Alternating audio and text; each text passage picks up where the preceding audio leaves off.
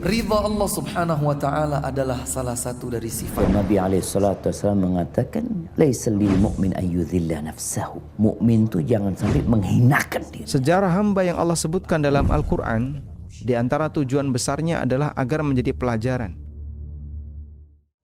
Baik, sanabda kita mulai. Ikhwah, bismillahirrahmanirrahim. Sa'uhayyikum bitahiyatil islami. Assalamualaikum warahmatullahi wabarakatuh. Alhamdulillahi nahmaduhu wa nasta'inuhu wa nastaghfiruh wa na'udzu billahi min syururi anfusina wa min sayyiati a'malina. Man yahdihillahu fala mudilla lahu wa man yudlil fala hadiyalah. Asyhadu an la ilaha illallah wahdahu la syarika lah wa asyhadu anna Muhammadan abduhu wa rasuluh sallallahu alaihi wa ala alihi wa sahbihi wasallam.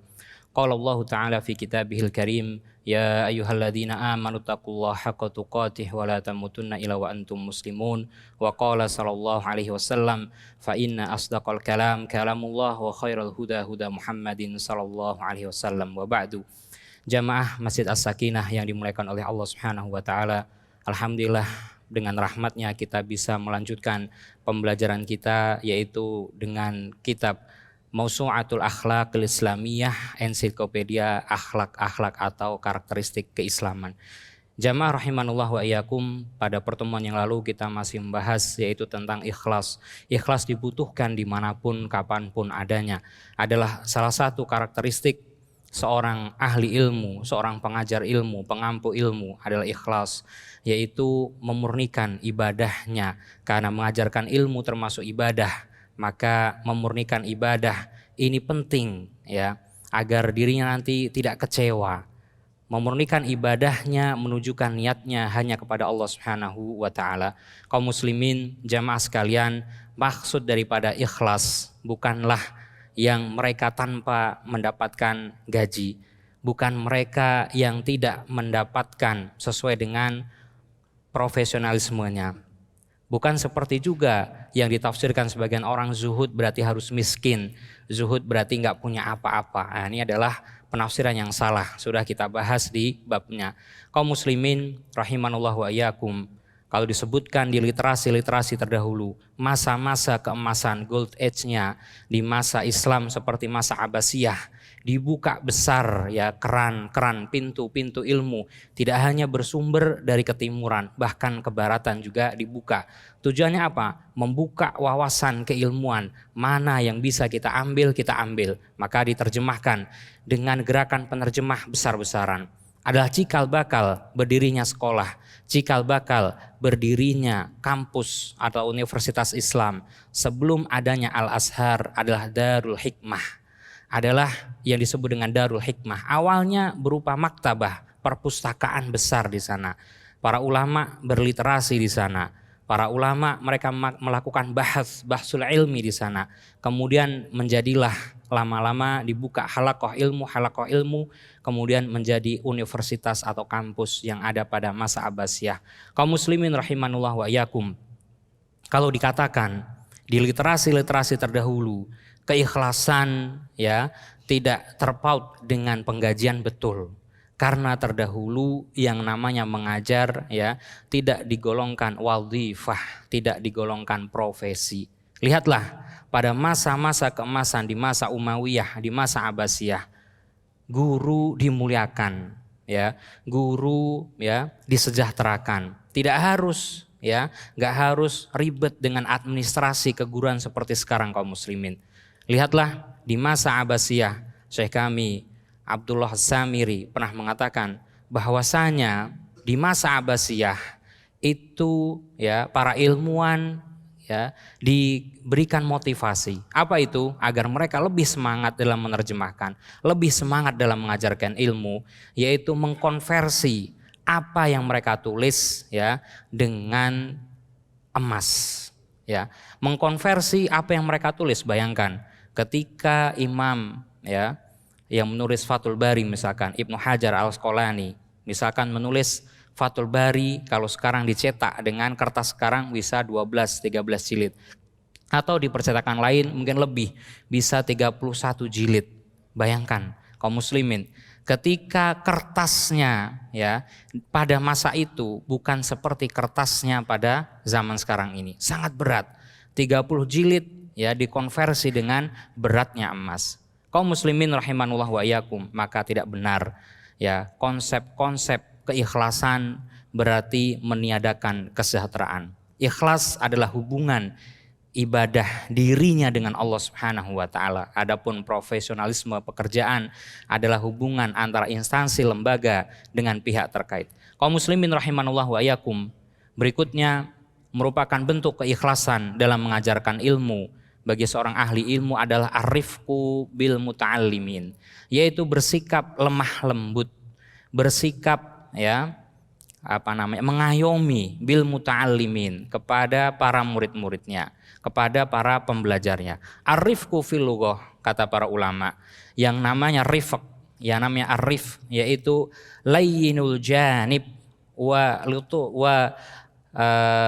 latafatul fi'l, adalah perbuatan yang layyin, perbuatan yang halus, yang lembut.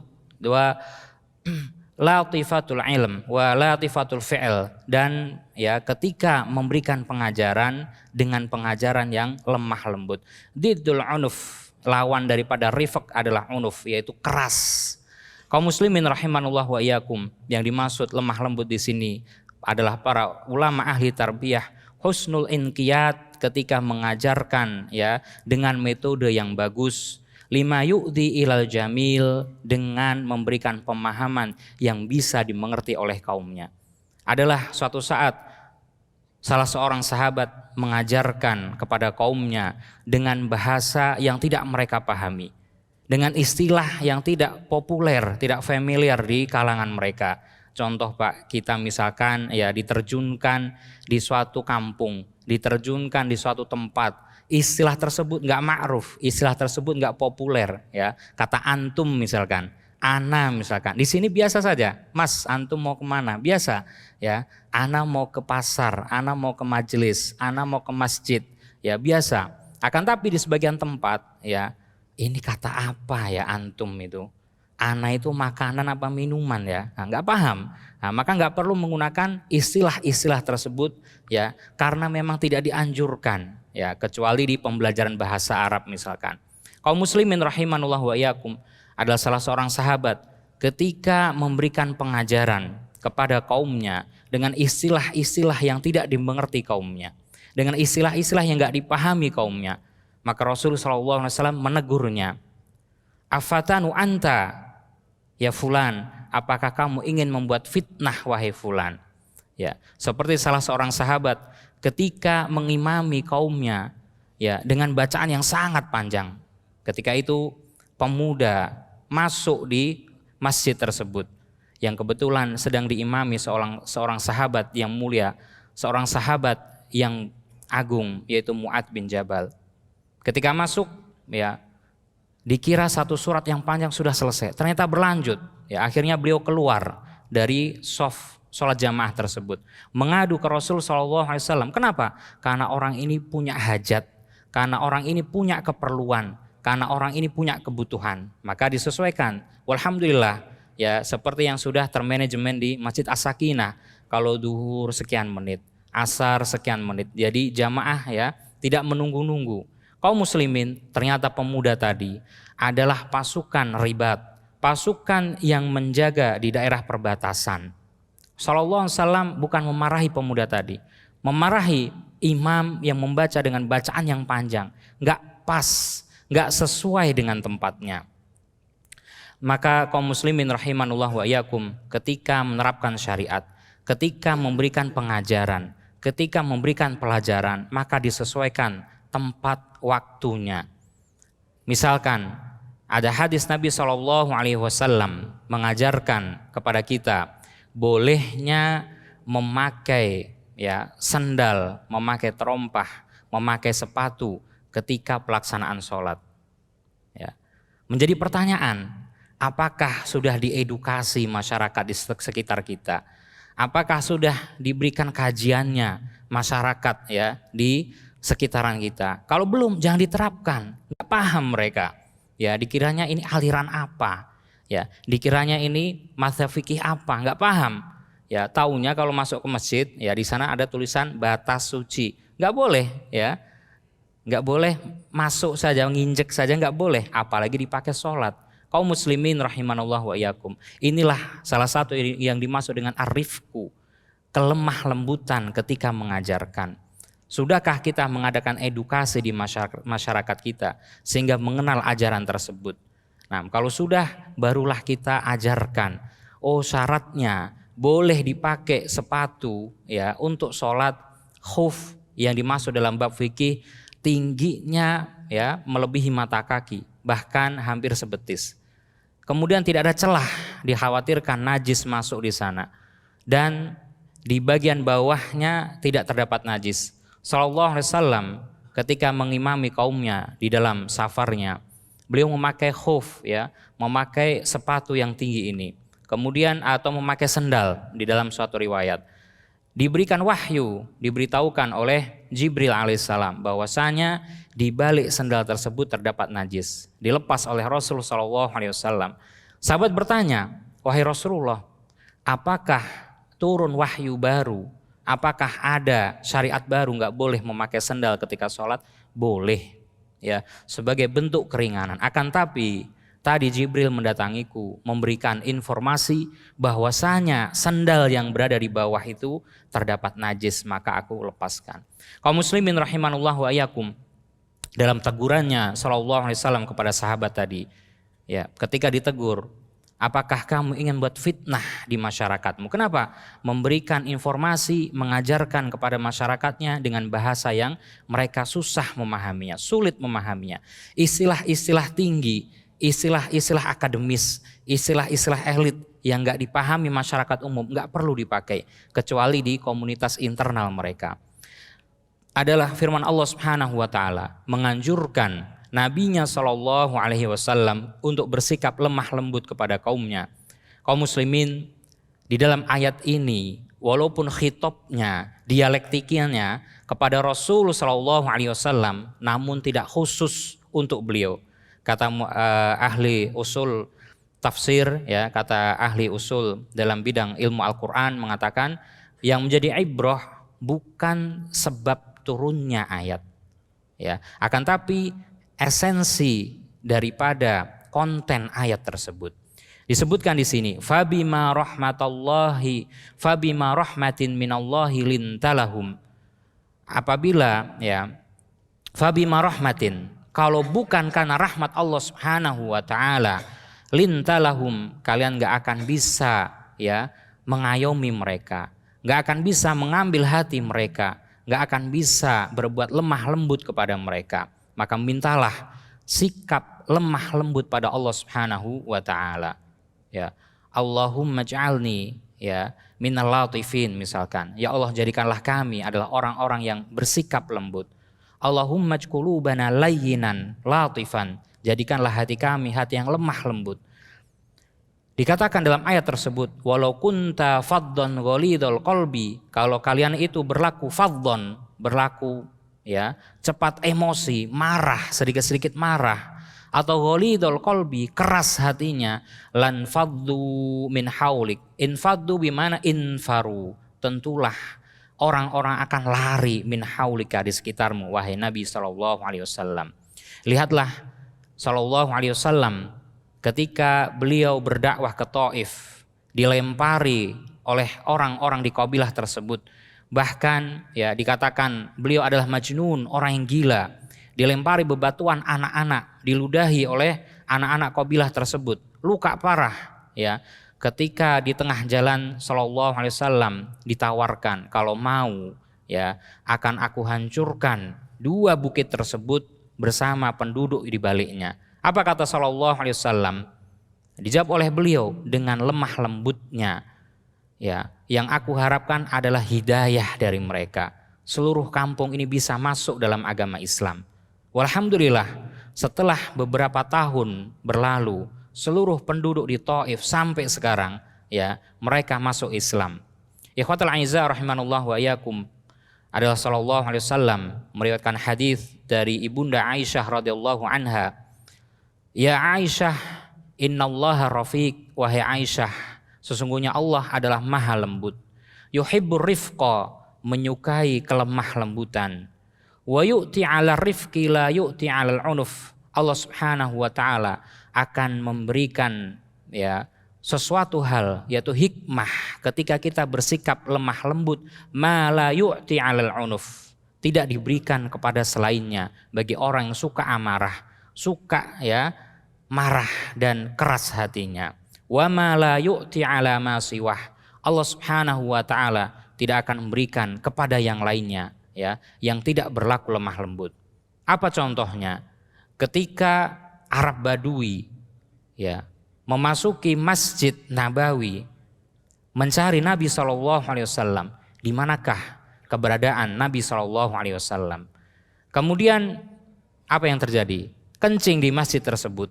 Ya, sahabat melihat, ya, Umar radhiyallahu anhu dengan semangat keislamannya mengacungkan, ya, tangannya, mengacungkan senjatanya. Wahai Rasulullah, izinkan saya untuk memenggal kepala orang ini.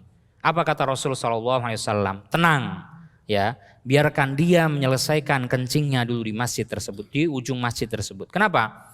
Kalau dibiarkan semakin kemana-mana najisnya, tersebar ke seluruh penjuru masjid. Biarkan dia di situ, ya. Kalau sudah, ya, kata Rasulullah SAW, dibersihkan najisnya dengan ditimpa dengan pasir atau disiramkan dengan air yang bersih. Walhamdulillah, apa kata Arab Badui tersebut? Semoga Allah memberikan rahmat kepadaku dan kepada Muhammad, tidak kepada selainnya. Adalah sikap lemah lembut Rasul SAW kepada orang yang nggak tahu. Begitu juga kepada kita.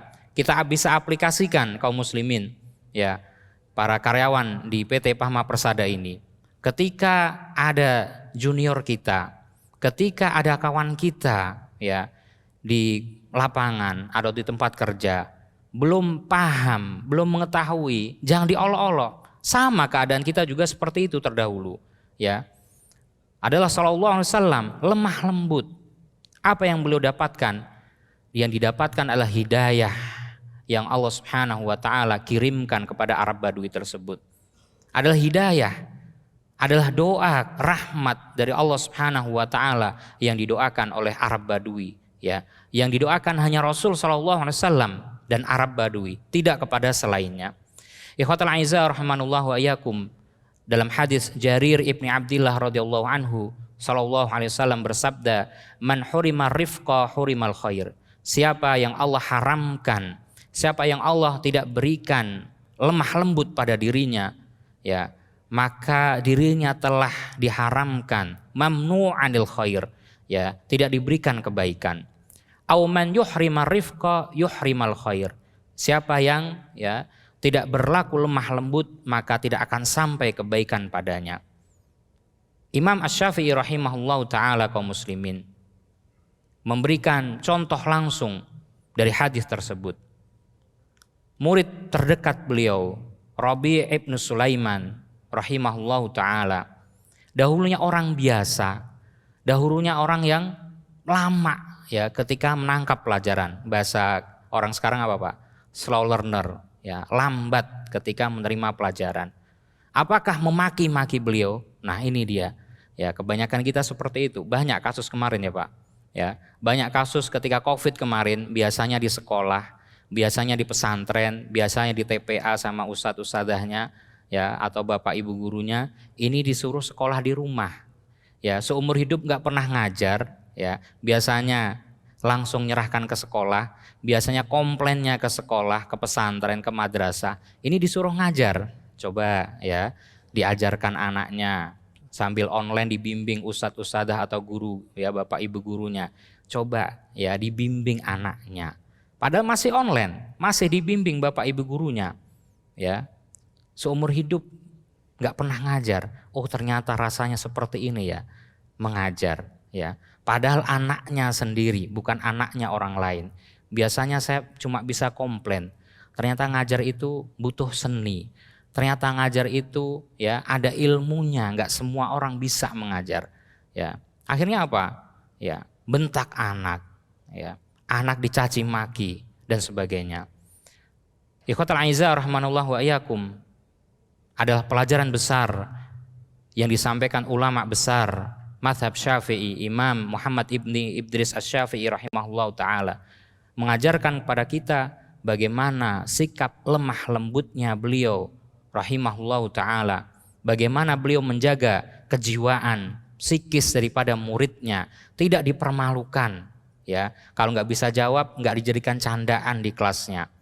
Imam Asy-Syafi'i rahimahullahu taala kepada Rabi ibnu Sulaiman, ya, karena beberapa pelajaran sudah disampaikan berulang, kok nggak sampai-sampai, nggak paham-paham, ya. Akhirnya Imam Asy-Syafi'i rahimahullahu taala langsung, ya, pergi di malam hari ke rumah muridnya tersebut. Apa yang dilakukan? Ya, ketika menemui Imam Asy-Syafi'i, Syekh Rabi ibn Sulaiman rahimahullahu taala terkejut. Loh, siapa ini malam-malam ngetok pintu saya? Assalamualaikum. Man fil bab? Siapa di pintu sana? Muhammad. Muhammad siapa? Muhammad ibn Idris. Ikhwatul aiza, ini termasuk adab yang perlu dijaga. Ketika kita memberikan, ya, message, pesan di WA misalkan, Telegram atau yang semacamnya, ya, atau ketika kita bertamu, ketika ditanya man fil bab, siapa yang bertamu, siapa yang ngirimin saya pesan ini, nomornya kok baru, maka dijawab.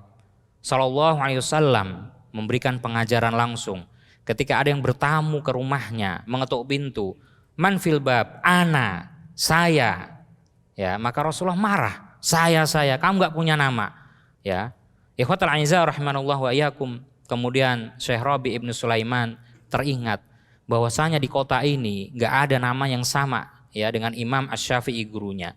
Yang ada Muhammad bin Idris hanyalah gurunya Imam Asy-Syafi'i. Mengapa beliau memilih waktunya harus malam? Kalau siang, ya, khawatir dilihat orang. Bukan karena riya, bukan. Khawatir, ya, menjaga psikis, menjaga kejiwaan daripada muridnya. Ya, khawatir sudah ngedon nggak paham pelajaran, ya, ini nanti dibully juga teman-temannya, dibully juga tetangga-tetangganya, ya, sampai-sampai gurunya harus datang ke rumahnya ngajarin langsung, ya. Adalah Imam Asy-Syafi'i rahimahullahu taala dengan rendah hatinya, imam besar, ya. Beliau mengajarkan langsung ke muridnya di rumahnya langsung tanpa mengharap imbalan apa-apa kecuali dari Allah Subhanahu wa taala. Diajarkan perlahan kepada beliau, walhamdulillah, ya, bisa dimengerti. Kaum muslimin, menurut para pakar pendidikan modern sekarang ini, hal ini dinamakan dengan touch personal learning, ya. Harus mengadakan pendekatan yang masif, ya, dengan, ya, touch personal. Orangnya harus ditowel, ya. Nak, sudah paham, ya. Bapak sudah paham nomor 1. Saya belum paham, Pak. Ya, didekati. Oh, caranya begini. Ini caranya begitu. Ya, butuh untuk pendekatan. Bukan diomeli, bukan dimarahi, ya. Kaum muslimin rahimanullah wa iyyakum. Dikatakan dalam hadis yang lain dari Ibunda Aisyah, inna rifqa la yakunu fi syai'in illa zanahu. Sesungguhnya kelemah lembutan tidak ada pada sesuatu kecuali dia menjadi penghias dari hal tersebut. Wala yunza'u min syai'in, dan tidaklah dicabut dari seseorang illa syanahu, kecuali akan merendahkannya. Dalam hadis riwayat Imam Muslim dalam kitab Al-Bir Wasilah bab Fadul Ar-Rifq. Nah, adalah kelemah lembutan menjadi penghias bagi seorang tersebut, ya. Bahwasanya apa yang keluar dari mulutnya sesuai dengan apa yang nampak, dirasakan dan dilihat oleh mat'unya. Apa yang diajarkan, maka itu sesuai dengan apa yang dia lakukan. Inilah sejatinya seorang mukmin, sejatinya seorang muslim, tidak berkhianat. Apakah ciri-ciri kenifakan? Apakah ciri-ciri kemunafikan? Kata Rasul SAW, min alamatil munafik, adalah tanda daripada kemunafikan. Munafik itu apa? Munafik itu menampakkan seolah dirinya orang yang baik dalam dohirnya, tapi menyembunyikan permusuhan kepada Islam, adalah kemunafikan. Min alamatil munafik, kata Rasul SAW, idza hadatsa kadziba. kalau dia berkata berdusta. Maka kaum muslimin rahimanullah wa iyyakum, mafhum mukhalafahnya, pemahaman terbalik daripada hadis ini ya adalah bagi seorang muslim itu bisa diciri, bisa ditandai apa yang dia ucapkan sama seperti apa yang dia lakukan. Ketika mengajarkan kepada orang lain untuk bersikap lemah lembut, bersikap mengayomi, maka seperti itulah kesehariannya. Seperti itulah apa yang diajarkan kepada para muridnya, apa yang diajarkan untuk anak didiknya, apa yang diajarkan kepada anak-anaknya. Maka kata para muallimin, para ahli mengatakan fal wajib alaman yakumu biduril muallim an yur'a janibar rifq. Maka wajib bagi orang yang mengampu ilmu untuk memberikan yur'a. Ya, apa yur'a, Pak? Yur'a itu kalau dalam hadis Nabi karra'i yar'a haulal hima. Apa ra'i yar'a haulal hima? Adalah seperti penggembala kambing yang menggembalakan hewan-hewan gembalaannya. Nah, maka seorang murabbi, seorang muallim, seorang guru dikatakan ya mar'i, dikatakan seperti seorang yang menggembalakan. Kenapa? Karena dirinya mendidik, karena dirinya ya membawa anak didiknya. Bagi seorang yang mengajarkan ilmu an yur'a janibar rifq, untuk mengedepankan lemah lembutan, ya kelemah lembutan dalam pengajarannya. Fa innahu min ajmali sifatil murabbi. Ini merupakan sifat paling bagus, sifat paling utama yang langsung dicontohkan oleh Rasul SAW, yang langsung dicontohkan oleh Umar radhiyallahu anhu. Kaum muslimin rahimanullah wa iyyakum. Umar radhiyallahu anhu ketika melihat seorang pemuda masih muda di masa produktifnya, ya sebagai bentuk kasih sayangnya, ya, maka beliau yang sudah mempunyai ilmunya, sudah punya pengalaman banyak, ya, memberikan pengajaran langsung kepada pemuda tersebut. Suatu saat beliau melewati masjid. Pemuda ini duduk-duduk dari tadi di masjid, nggak bekerja, nggak menuntut ilmu, ya nggak ada aktivitas apapun. Madza ta'mal? Apa yang kamu lakukan di sini? Ya, a'takif, saya itikaf di sini wahai Umar. Ya, bukan bulan Ramadan. Ya, bukan bulan Ramadan dan dirinya tidak ada nazar untuk itikaf. Kemudian Umar radhiyallahu anhu mengatakan ibadah itu banyak. Ibadah itu ya bukan dimaknai dengan makna yang sempit. Ya, berarti harus diam berdiri ya, diam diri di masjid.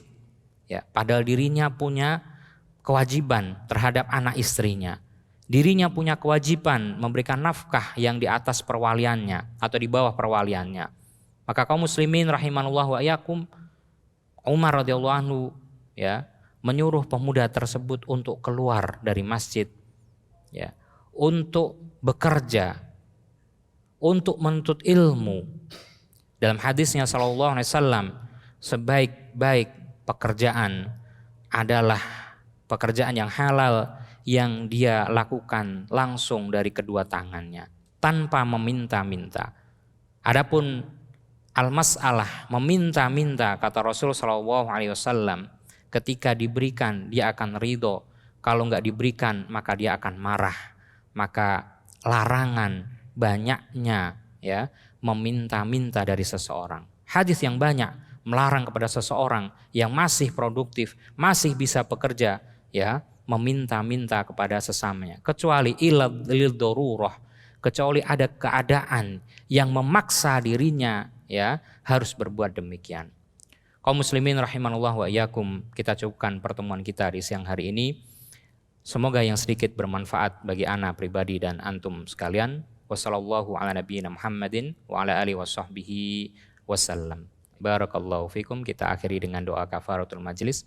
Subhanaka Allahumma wa bihamdika asyhadu an la ilaha illa anta astaghfiruka wa atubu ilaik. Assalamualaikum warahmatullahi wabarakatuh.